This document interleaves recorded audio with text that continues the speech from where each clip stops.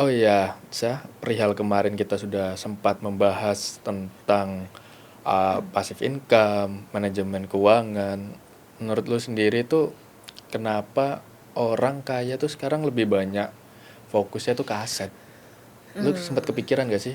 Kayak mungkin di sekitar lu teman-teman lo yang mungkin bisa dikategorikan tuh sebagai orang kaya tuh yang mereka bahas tuh kayak aset gue ini gitu.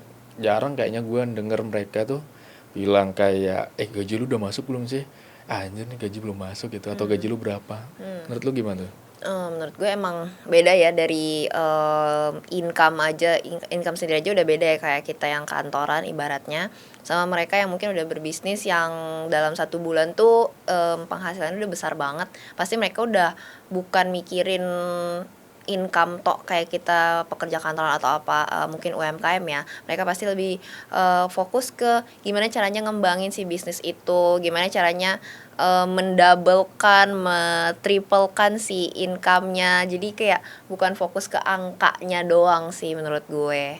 Oh ya berarti mereka lebih fokus ke aset ya daripada ke gaji mereka setiap let's say gaji kan tiap bulan nih ya. Oh iya gue mau nanya, menurut lu sendiri tuh gaji sama aset itu adalah dua hal yang sama atau yang berbeda sih? Menurut gue itu dua hal yang berbeda ya, karena kalau gaji itu kan uang yang kita terima tiap bulannya, sementara aset itu adalah hal di luar gaji ya, harta kita yang mungkin let's say bisa bekerja juga buat diri kita. Anggap kayak aset misalnya rumah gitu. Kalau mobil gitu bisa dibilang aset gak sih? Kendaraan gitu. Mungkin gue bisa bilang aset ya, karena kan gimana pun juga itu ada nilainya, dan ketika kita nanti mau jual ya kita bisa balik dapat uang juga gitu dari sana, walaupun memang bisa dibilang dia makin lama makin turun nilainya gitu kalau si mobil.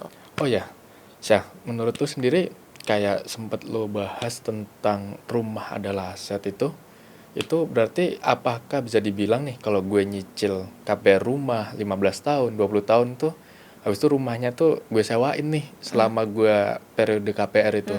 Menurut lu itu termasuk aset gak sih? Kalau Menurut gue itu termasuk aset ya, karena kan balik lagi itu jadi nambahin ke income kita, jadi side income, side hustle kita ya. Jadi itu menghasilkan uang, si properti ini menghasilkan uang buat kita, jadi kita bisa consider itu sebagai aset gitu.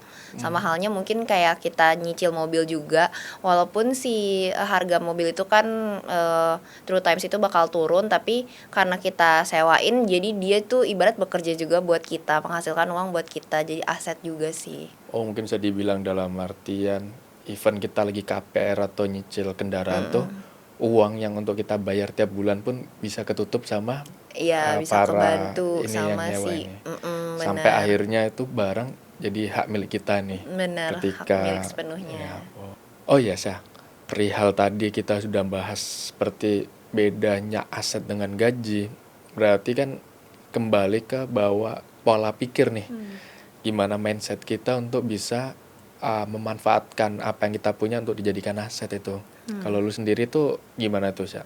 Hmm, Mungkin balik lagi ke yang tadi ya, apa yang kita punya itu kita bisa pekerjakan, jadi nggak cuman mengandalkan gaji kita, gaji bulanan kita bisa mulai menerapkan mindset dari orang-orang kaya tersebut ya. Kayak mereka itu kan nggak fokus di angka yang gue bilang, mereka memaksimalkan apa yang mereka punya, aset-aset yang mereka punya, untuk menghasilkan lebih lagi dari yang mereka punya sekarang ini.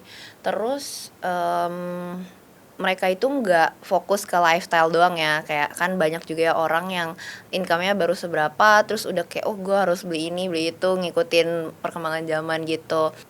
Kalau dari yang lu sebutin tuh berarti lebih banyak fokus untuk mengatakan bahwa sebenarnya gaji aja tuh nggak cukup kan kalau misalnya dilihat pada zaman sekarang ya. Kayaknya Ya. untuk kita ngandelin gaji doang nih yang kita dapat tiap bulan kita bekerja itu kayaknya kurang sih ya saya. Iya, menurut gue sih kalau dari gue sendiri kurang, karena kalau kita cuma ngandelin apa ya, gaji bulanan itu kan kayak banyak banget, apalagi di zaman sekarang kita ada cicilan ataupun mungkin kita harus ada pengeluaran untuk orang tua dan lain sebagainya.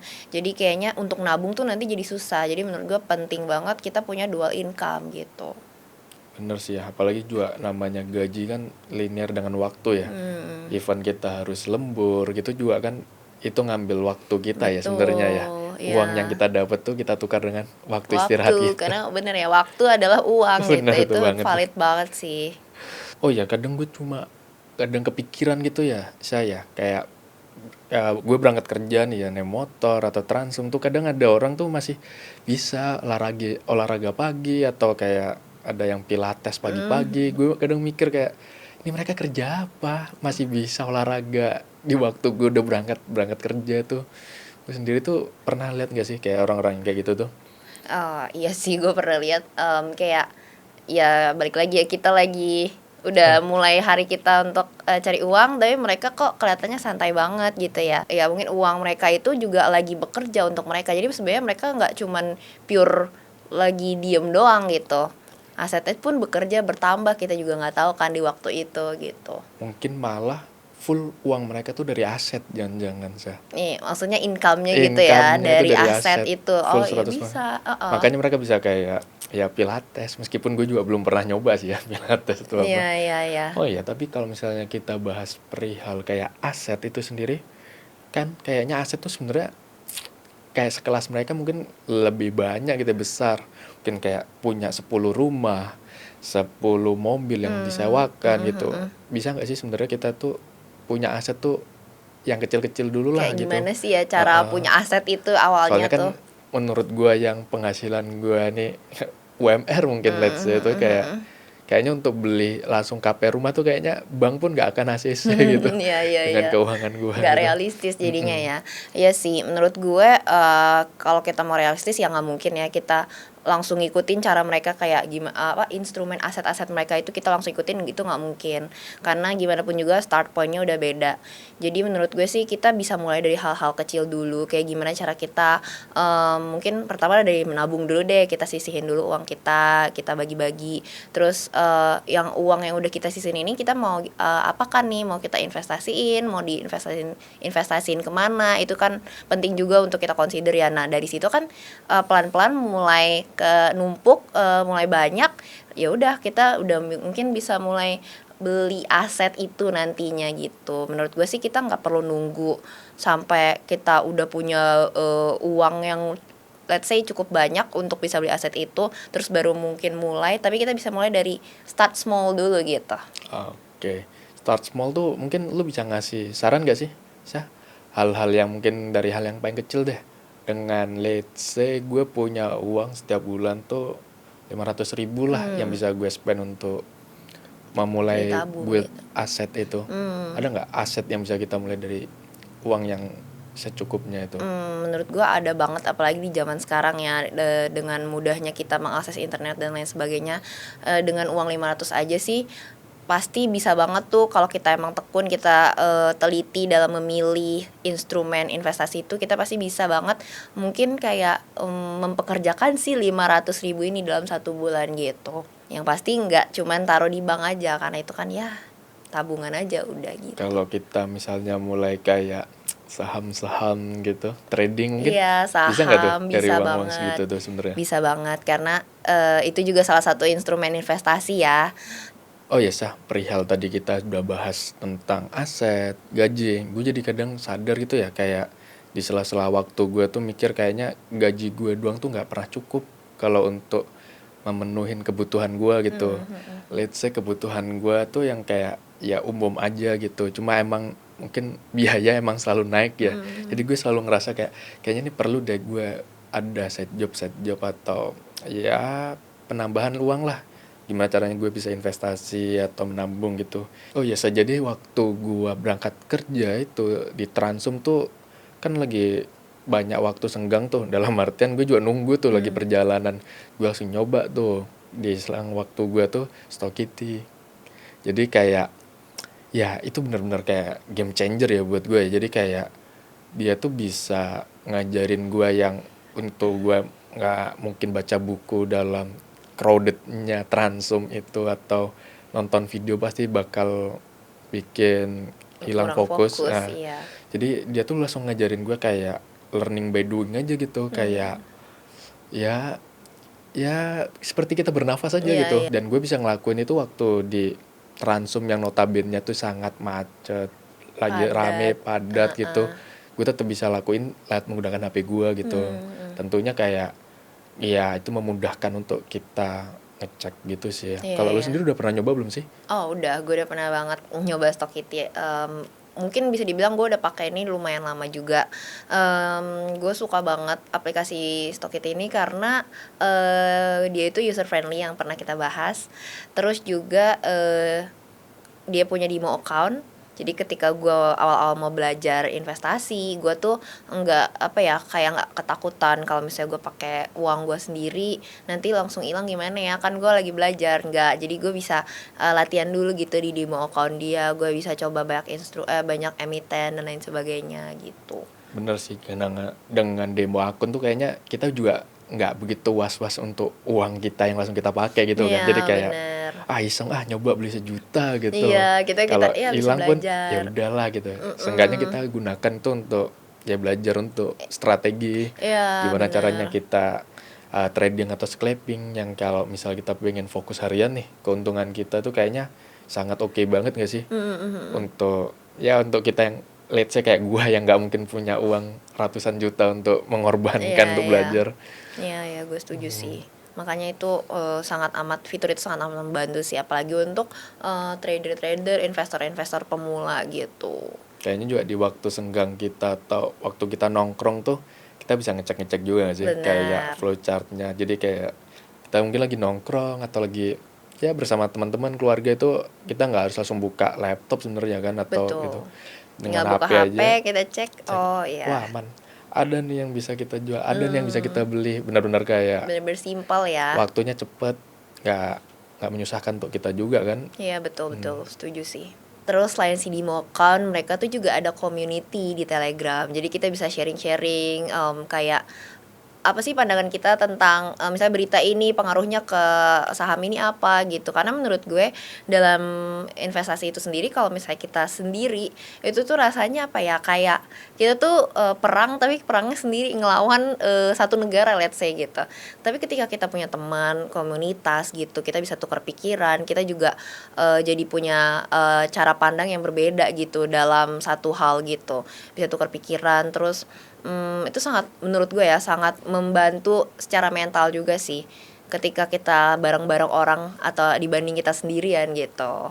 Berarti komunitinya sendiri tuh bisa kita akses ya sebagai pengguna tuh.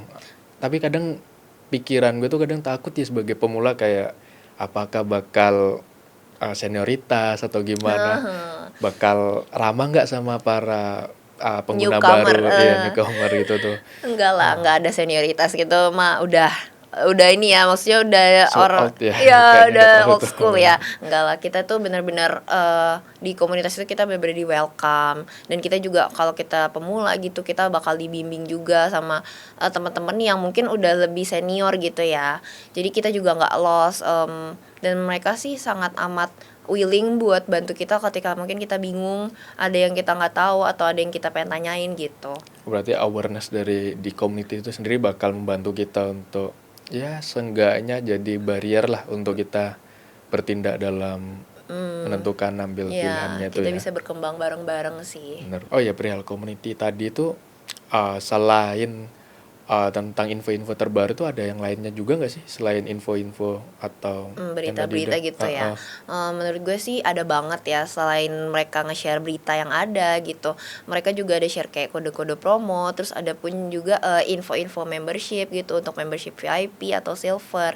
Oke, berarti benar-benar membantu banget tuh ya. Bener-bener sangat membantu sih, makanya gue suka banget komunitas ini gitu. Gue merasa kayak kita tuh sedang jalan bersama-sama gitu. Tapi kalau misalnya kayak rame-rame kayak gitu tuh harusnya probabilitasnya lebih tinggi nggak sih? Kayak ini bakal menguntungkan nih gitu, atau gimana? Sejujurnya ya kalau untuk untung dan rugi itu kan nggak ada yang pasti ya di dunia ini.